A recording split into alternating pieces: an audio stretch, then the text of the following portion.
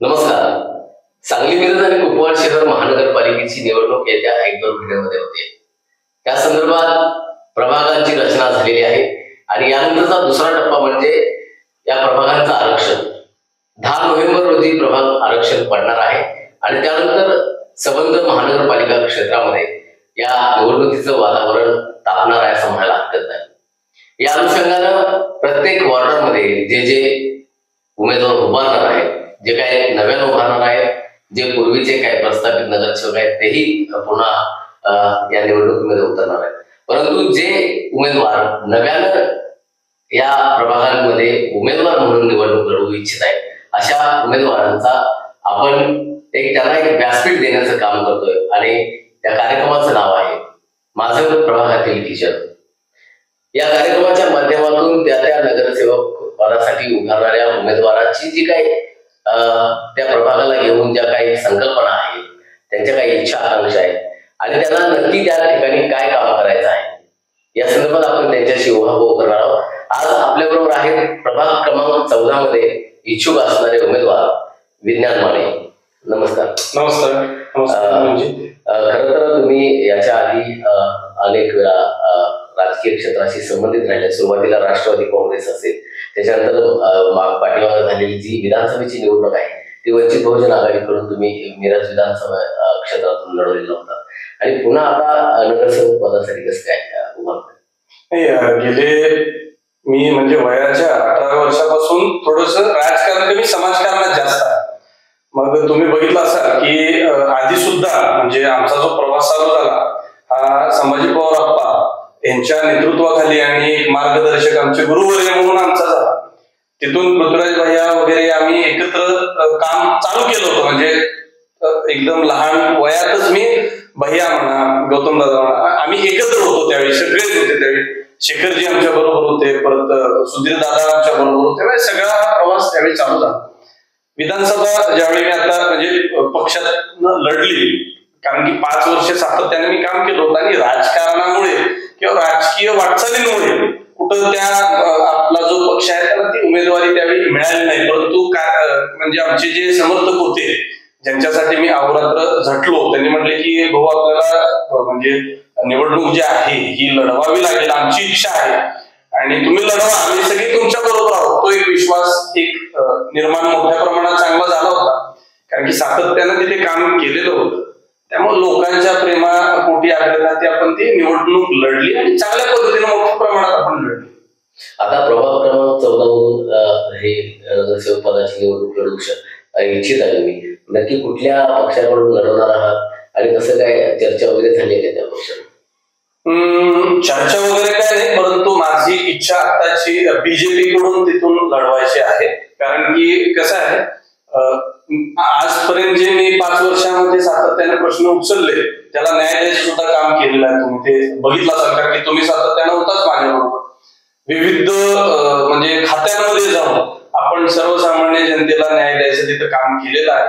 त्यामुळे सत्ता बीजेपीची आहे, त्यामुळे सत्ता ज्यावेळी नव्हती त्यावेळी आपण लोकांची कामं चांगल्या पद्धतीने मार्गी लावलंय. तर सत्ता असताना जी आमची असंख्य जी आमची लोक आहेत, कार्यकर्ते आहेत, समर्थक आहेत, त्यांना सुद्धा न्याय द्यायचं काम एक म्हणजे युवक म्हणून मी मला खूप बरं वाटेल.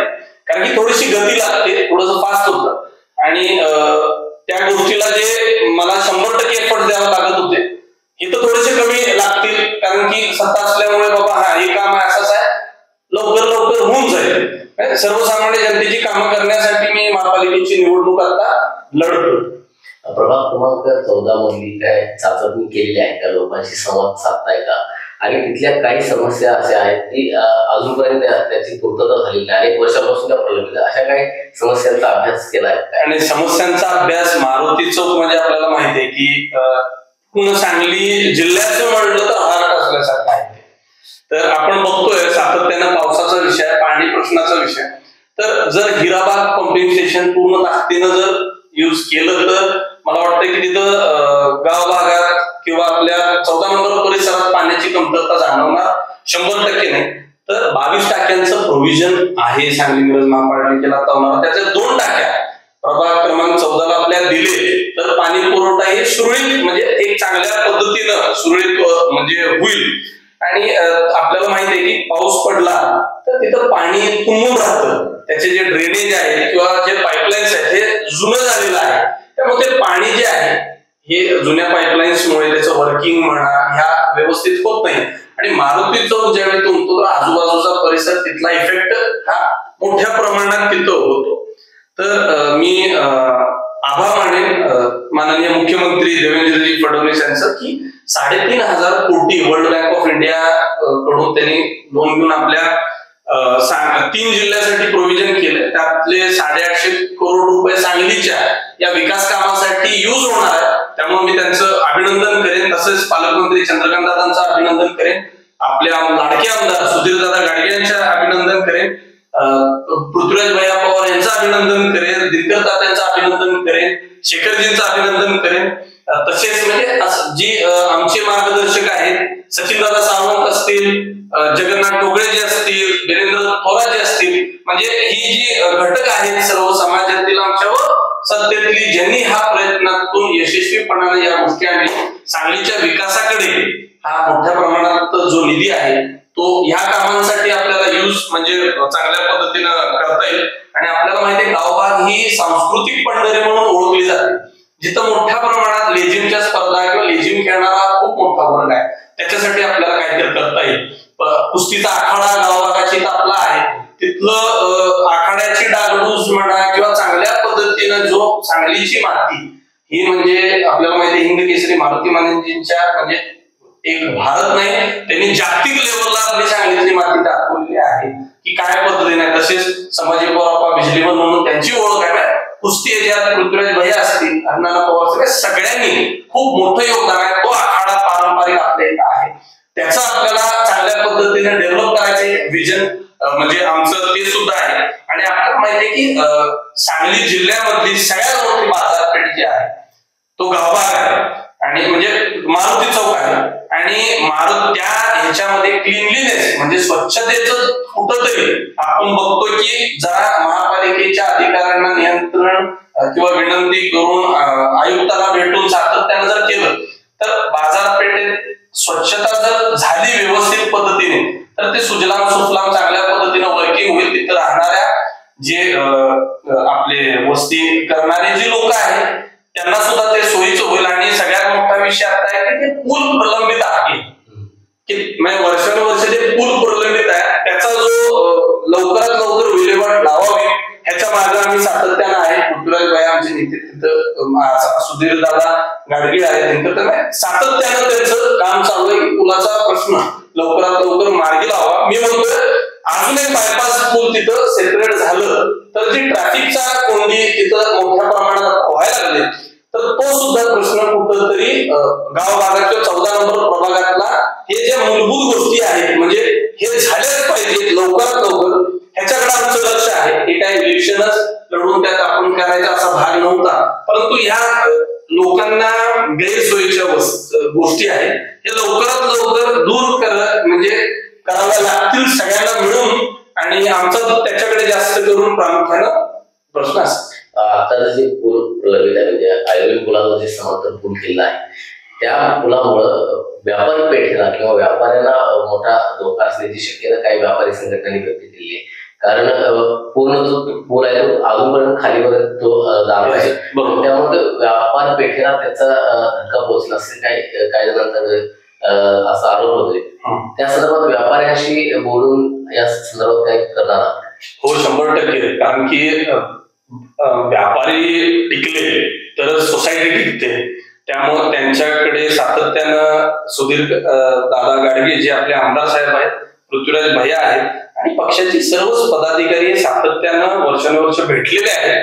त्यांना कोणत्याही प्रकारची अडीअडचण न होता या गोष्टीचं ताळतम्य ठेवून त्यांना कुठल्याही प्रकारचा त्रास न होता या गोष्टी ते पुढे सरकार. खरं पाहायला गेलं तर मिरज तालुक्यामध्ये तत्कालीन जे राज्याचे कामगार मंत्री होते सुरेश खाडे याच्यावर टोकाचा संघर्ष तुमचा राहिलेला आहे. जनरल मोटर्सच्या कामगारांना त्यावेळी तुमच्यावर हल्ले काही गावांमध्ये झालेले आहेत. हा जो टोकाचा संघर्ष आहे भाजपमध्ये ते होते, आता तुम्ही पुन्हा भाजपमध्ये इच्छुक आहात, आता कसं पाहताय ते? मला एक खूप चांगलं वाटतंय की जनरल मोटरचे 1,500 जे कर्मचारी होते त्यांचा एक मोठ्या प्रमाणात 480 करोड रुपये ते पेंडिंग होते. तर माझा खूप मोठा त्यावेळेचा माझ्या आयुष्यातला सगळ्यात मोठा तो संघर्ष होता. परंतु मला एवढा आनंद होतोय सांगताना की तो संघर्ष तटीस लावायला तुमच्यासारखे पत्रकार बांधवांनी मला तिथं मदत केली. ती सगळी लोक आली होती आणि ते पालकमंत्री हे कामगार मंत्री सुद्धा होते. तर मला आनंद आहे की मंत्री महोदयांना मी जेवढं ते संघर्ष झाला त्यातून निष्पन्न जे झालं, परत जे जनरल मोटरच्या कर्मचाऱ्यांच्या चेहऱ्यावर हास्य होतं की त्यांना जे पैसे होते ते मिळाले, प्रत्येकी 25-25, 18-18, 20-20, 30-30 लाख रुपये होते, असे 1,500 कर्मचाऱ्यांचे होते. त्यामुळे एक मोठा अचिव्हमेंट माझ्या लाईफ मधली ती झाली. म्हणून तुम्हाला म्हटलं ना की मी सत्तेत नव्हतो. म्हणजे जर मी सत्तेत असतो तर ते 6 महिन्यात जे पैसे मिळाले ते कदाचित 1 महिन्यात मिळाले असते. काम हे करायचं एक युवक म्हणून, त्यामुळं हार न मानणारा, म्हणजे लढाई न लढता तलवार टाकणाऱ्यातला आम्ही नव्हे. तर आमची इच्छा आहे की समाजासाठी करत राहायचं. म्हणून ती इलेक्शन झाल्या म्हटलं आता महापालिका क्षेत्रात इलेक्शन्स आहेत, आपण लोकांची कामं केली पाहिजे. महापालिका क्षेत्रामध्ये कर्मचाऱ्यांचा खूप मोठा परमनंटचा विषय जो आहे वर्षानुवर्ष प्रलंबित आहे. महापालिकेची म्हणजे जी व्यवस्था आपण बघतोय ती कुठंतरी सिस्टीम सुधारण्याची गरज आहे. तर सिस्टीम सुधारण्याचं काम मी सर्व तमाम आमच्या युवक वर्गांना सांगेन की तुम्ही सुद्धा म्हणजे काही प्रमाणात राजकारणात जी हुशार मंडळी आहेत, आमची शिकलेली सवरलेली युवक आहेत, तर तुम्ही जॉबच्या मागणं बघताय, राजकारण किंवा राजकारण आणि समाजकारण ह्याच्याकडे थोडंसं वळलं तर आपली सिस्टीम सुधारू शकते, तर आपला समाज सुधारू शकतो. तर त्या दृष्टिकोनातनं कुठंतरी आपण कुठल्याही पक्षात जात असताना एक समाजाचं काहीतरी आपण देणार हे पण बघणं तेवढंच गरजेचं आहे. प्रभाग क्रमांक 14 मध्ये गावभाग हा सांगलीतला मुख्य भाग येतोय आणि इथली जर रचना जर बघितली गावात तर अरुंद रस्ते आहेत आणि दाट लोकवस्ती आहे, घरांची संख्या दाट आहे आणि त्यामुळं पार्किंगचा जो विषय आहे तो मोठा विषय या भागामध्ये आहे. त्या संदर्भात तुमची भूमिका इथून पुढच्या काळामध्ये काय असणार? नाही, काही महापालिकेचे असे भूखंड आहेत जिथं पेड पार्किंग आता आपण आहे किंवा भावना टेक्नॉलॉजी इथे आपण पेड पार्किंग तिथं पार्किंग करून जातात. त्याच पद्धतीनं महापालिकेला काही असेच विशेष जे भूखंड आहेत ते घेऊन कुठेतरी तिथं लोकांची जी पार्किंगची सोय आहे चांगल्या सुव्यवस्थित व्हावी हा आमचा प्रयत्न ऑलरेडी चालू आहे. आणि इलेक्शन नंतर जर लोकांचा आशीर्वाद असेल, पक्षाचा आमच्यावरती तेवढं लक्ष असेल, पोचपावती म्हणून आपल्याला जर कामांची आतापर्यंत जर आपल्याला संधी दिली पक्षाने आणि लोकांनी सुद्धा, तर हा जो प्रश्न आहे तुम्ही विचारला जिव्हाळ्याचा प्रश्न आहे. कारण ट्रॅफिक हा खूप मोठा इफेक्ट होतो. सांगली आउटलेट इनलेट तिथूनच लोक येतात जातात, त्यामुळे काही मोकळे भूखंड जे आहेत ते घेऊन पार्किंग करून त्या वहिवाटीचं आपण ते निरसन करतोय. दुसरा एक महत्वाचा मूलभूत प्रश्न जो होता, गावभाग जर पूर आला तर पाणी प्रश्न पिण्याचा हा ऍज अ विजनरी म्हणजे माझं पुढचं विजन असंच आहे की पाटबंधाऱ्या खात्यात आपल्याला माहिती आहे सातत्यानं आपण तिथं काम केले, काही अधिकाऱ्यांना सस्पेंड सुद्धा केले. विशेष तर मी बोलेन पाटोळे साहेबांबद्दल की पाटोळे साहेब तुम्ही पाटबंधारा अधिकारी मेन मुख्य अधिकारी आहात. तर गावभाग हे परिसर गावभागच नाही, सांगली मिरज कुपवाड महानगरपालिका क्षेत्रातल्या पूर आल्यानंतरच्या आजूबाजू गावाच्या मध्ये जे नदीला निगडीत आहे त्यामध्ये जे पाणी शिरतं हे फक्त आणि फक्त तुमच्या गल्लत आणि म्हणजे भ्रष्टाचारी अधिकारी ह्यांच्यामुळं घडतं. ह्याच्या मागे तुमच्या 2 ते 3 वर्ष झाले आम्ही मागे लागलोय. देवकर मॅडम, मी नाव घेतोय, देवकर मॅडम म्हणून तिथं अधिकारी आहेत जे केटीवेर बंधाऱ्याचे केटीवेर जर बंधारे आता तुम्ही बघा गावभागात केटीवेर बंधारा आहे, उघडझाप करणं गरजेचं असतं. वेधशाळेच्या नुसार ज्यावेळी धरणातून पुरेसर पाणी साठा आहे तो 10 दिवसाआधी केटीवेर उघडायचे असतात. असे 23 केटीवेर आहेत, 23 राजापूर पर्यंत आहे. तर जर केटीवेर पाणी पुरेसर आहे तर हे केटीवेर उघडण्यासाठी प्रत्येक ह्याला निधी असतो, टेंडर असतो. टेंडरीकरण हे लाखो करोडो रुपयाचं असतं. मागच्या वेळीचा एक विषय झाला, तुम्ही होता तिथं, आमचे मित्र ओमासे होते, रजपूत सर होते, सर्व मिरज तालुक्यातली टीम होती. विशाल पण होते, सगळे होते. त्यावेळी त्या अधिकाऱ्यांनी तिथं एक म्हणजे वेड्यात काढण्यासारखा लोकांना त्यांनी उत्तर दिलं. आम्ही त्यांना म्हटलं आजूबाजूच्या परिसरातल्या गावाच्या सरपंचांनी तुम्हाला लेटर दिले की पाणीसाठा पुरेसर आहे, केटीवेरचं दार उघडा, 6 ते 7 TMC पाणी जे आहे हे नदी पात्रात पुढं समुद्र पर्यंत जात, तर तुम्ही ते उघडलं तर पूर आला, पाऊस आला, मोठा पडला, वर्ण धरणातनं डिस्चार्ज झाला तर ते पाणी जे आहे ते पूर्ण क्षमतेनं आमच्याकडे येणार नाही, कुठंतरी आमचं 10% नुकसान 20 होईल. परंतु त्या अधिकाऱ्याने तिथं आम्ही ज्यावेळी विचारला गेलो खूप पशुहानी झाली, खूप गावं बाधित झाले. काही तुम्ही बघितला ढवळी वगैरे ही गावं रस्त्यावर होती त्यावेळी आणि गावभाग वगैरे तर तिथं पाणी येतच. म्हणजे तर हे जर केटीवेर बंधारे आम्ही तिथे गेल्यानंतर विचारलं मॅडमना, मॅडम हे काय आहे, तर मॅडम म्हटल्या की म्हैसाळ योजनेचं पाणी थांबवता येत नाही आणि त्यामुळे आम्ही केटीवेर उघडलेलं आहे. बरं केटीवेर मॅडम तुम्ही उघडलेलं आहे तर तुम्ही केटीवेरची बिलं काढली का? हो म्हणली काढली. म्हणजे मॅडमचं असं उत्तर होतं की जो रस्ता आहे त्या रस्त्याचं टेंडर काढलंय, रस्ता केला नाही परंतु बिलं आम्ही काढली. म्हणजे अशा पद्धतीनं म्हणजे बोलणं तर उघड खोटे बोलणारे आता परिस्थितीला अधिकारी आहे. या अधिकाऱ्यांना वरटेवर आणण्यासाठी एक लोकप्रतिनिधित्व म्हणून आम्ही आणि सर्वच पक्षातले म्हणा सर्वजण ह्यांना जर सरळ केलं तर सिस्टीम सुधारणार आहे, नाहीतरी सिस्टीम सुधारणार नाही. त्यामुळे पाटोळे साहेबांना मी विनंती करेन की पाटोळे साहेब कुठंतरी माणुसकी आपण जपूया, कारण की जर ते केटीवेर उघडले, दर वर्षाला उघडझाप केली आणि भ्रष्टाचारीच आहेत, मी ओपनली म्हणतो. हे जे पाडावगैरे खाते तुम्ही बघितलं, आपण जाधव असतील त्यावेळी जीवनेला आम्ही सांगितलं, त्यावेळी अधिकाऱ्यांना सस्पेंड करायचे, एवढं ते घोटाळे बाहेर काढले पाडावगैरे खात्याचे, परंतु अधिकाऱ्यांवर कारवाई होत नाही. त्यामुळे जर आपण सत्तेत गेलो, निवडून आलो तर हे जे प्रश्न आपण सत्तेत नसताना आम्हाला तिथं धरून जाब विचारून त्याच्यावरती कारवाई करणं सुद्धा आपल्याला बरं पडेल. त्यामुळे असे भ्रष्ट अधिकारी जे आहेत त्यांच्यावरती कारवाई करण्यासाठी आपल्याला आता धोरण हातात उचलून लोकांसाठी हे करावं लागणार आहे. त्यामुळे आम्ही तर प्रयत्न करतोय.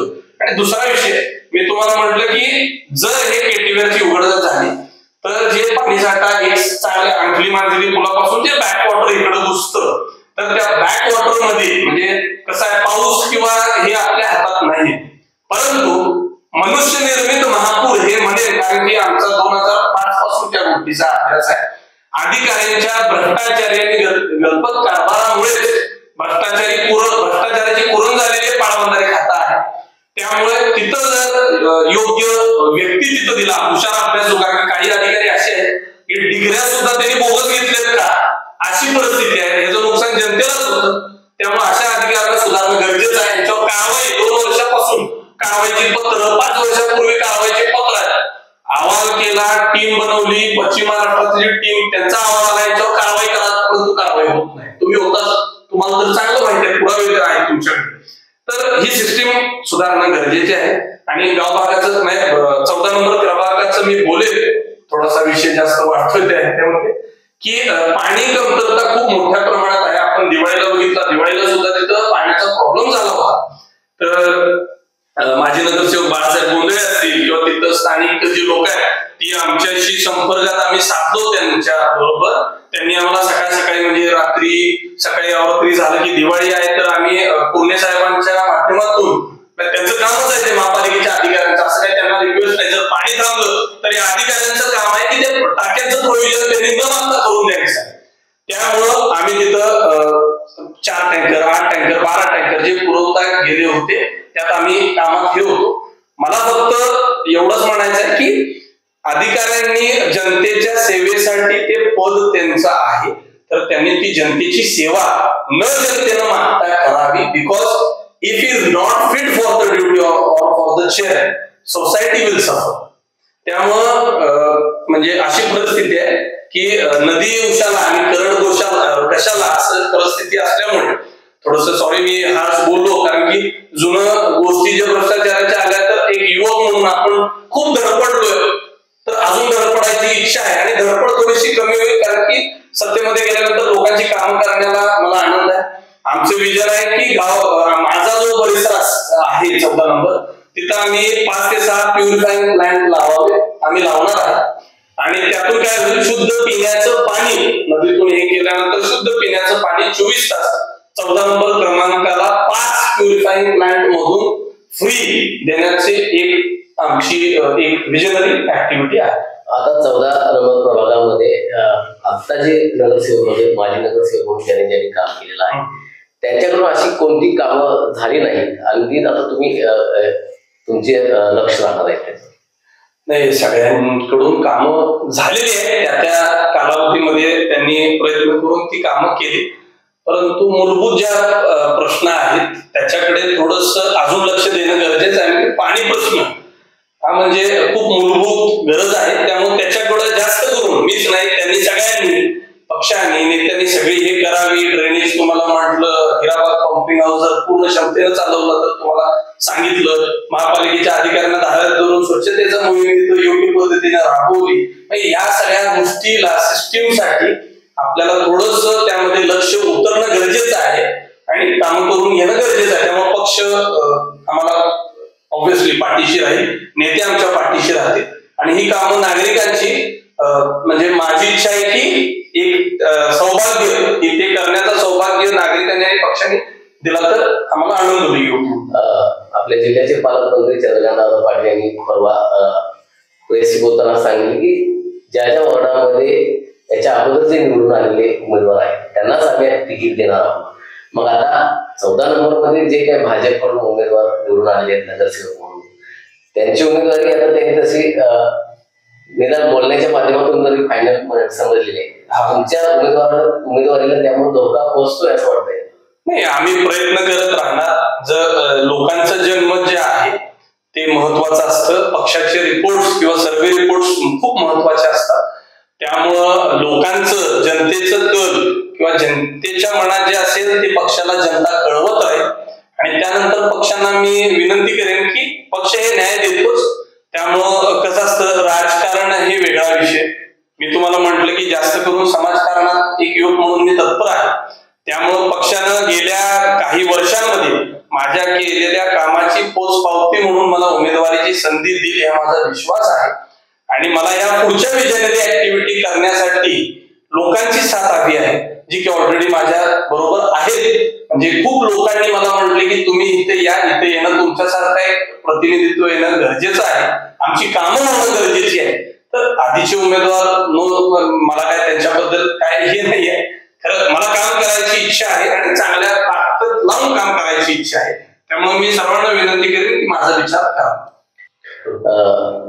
मिरज तालुक्याबद्दल जर विचार करायला गेलं तर जनरल मोटर्सचा विषय असेल किंवा गावखेड्यांमध्ये जे डीपी आहे ते शेतकऱ्यांचा जो महत्वाचा मुद्दा राहिलेला आहे, त्या संदर्भात तुम्ही काम केलेलं आहे. मोबाईल टॉवर्स अनेक ठिकाणी होते, ते उभं करण्याचं काम, त्यासाठी पाठपुरावा करण्याची भूमिका तुम्ही केलेली आहे. सत्तेत नसताना इतकं मोठं काम तुम्ही केलेलं आहे, तर मग इथं नगरसेवक म्हणून तुमची जर निवड झाली तर काय काम असेल आणि किती मोठं काम आहे? नाही, त्यावेळी सत्तेत नसताना तुम्ही म्हटलं त्या पद्धतीने आपण केलं. एकेका गावाला 25-25-30 वर्ष मोबाईल टॉवर नव्हते. एमर्जन्सीला जर कॉल करायचा असेल तर 5-5 किलोमीटर चालत जायचं. खंडेराजुरी म्हणून मिरजेतलं गाव आहे, तर अशा पद्धतीने आम्ही सत्तेत नसताना ते टॉवर बसवून दिला. एवढा मोठा म्हणजे ज्याची व्हॅल्यू नाही, करोडो रुपयाचं ते काम झालं. ते झाल्यानंतर डॉक्टरांचे प्रश्न, नागरिकांचे प्रश्न, सर्व म्हणजे तहसीलदार प्रांतांपासून आपण प्रश्न सोडवले.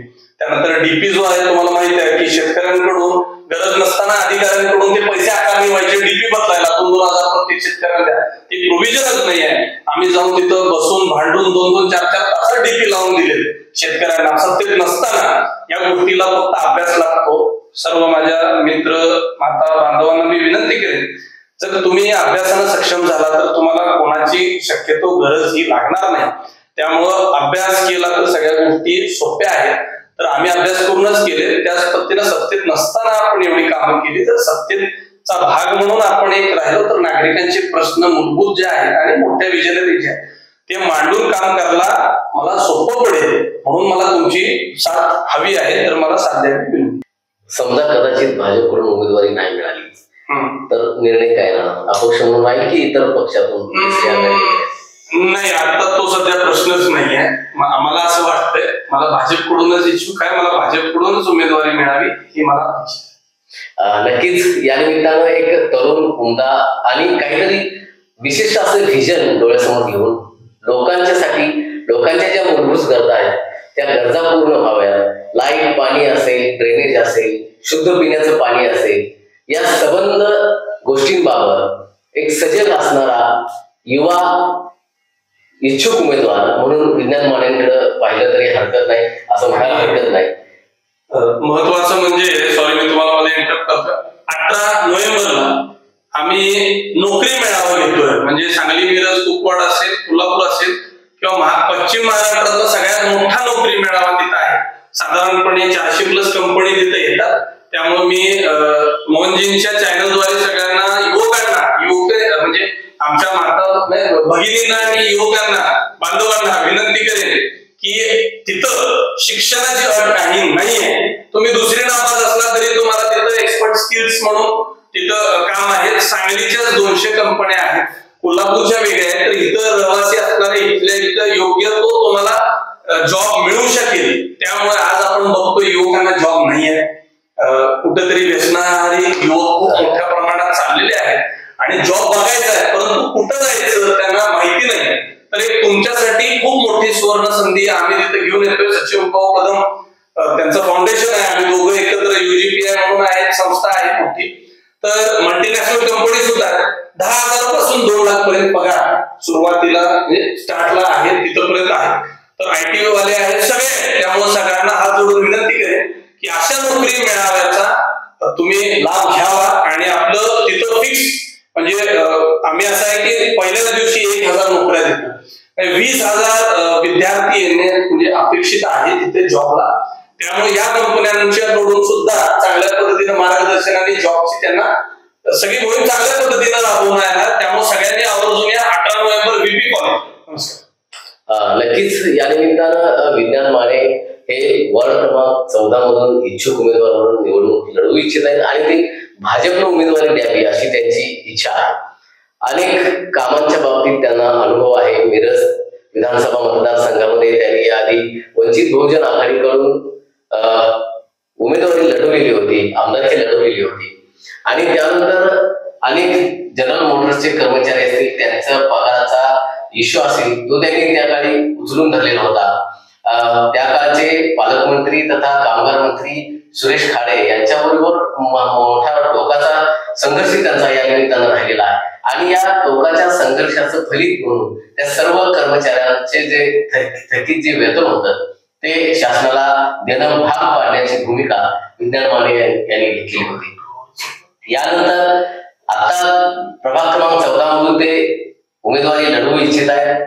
या समस्या ज्या ज्या आहेत, पाण्याची समस्या आहे, ड्रेनेजची समस्या आहे, पार्किंगची समस्या असेल, या ठिकाणी असणारे जे कुस्तीचे आखाडे, त्या आखाड्यांची समस्या असेल, आखाड्यांच्या भोवती केलं जाणारं अतिक्रमण आहे, त्या अतिक्रमणांची समस्या आहे, या संबंध समस्यांच्या बाबतीत पुन्हा एकदा एक नगरसेवक म्हणून त्यांना काम करण्याची इच्छा आहे आणि भाजपनं प्रभाग क्रमांक 14 मधून त्यांना ही उमेदवारी द्यावी अशी त्यांची इच्छा आहे. नक्कीच त्यांना भाजपकडून योग्य तो न्याय दिला जाईल आणि इथून पुढच्या काळामध्ये प्रभाग क्रमांक 14चे एक तरुण तडफदार नगरसेवक म्हणून आपल्याला ते पाहायला मिळावे अशी अपेक्षा आपण व्यक्त करूया आणि इथंच थांबूया. नमस्कार.